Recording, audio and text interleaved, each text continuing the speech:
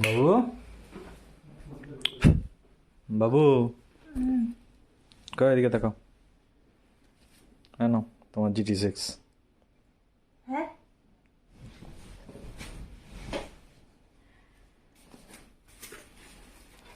তোমাকে আমি কালকেই বললাম।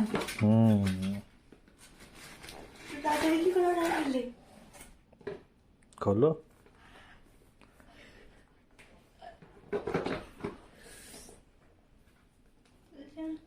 আস্তে আস্তে টানো, উপর দিকটা টানো। কি কালার করেছো?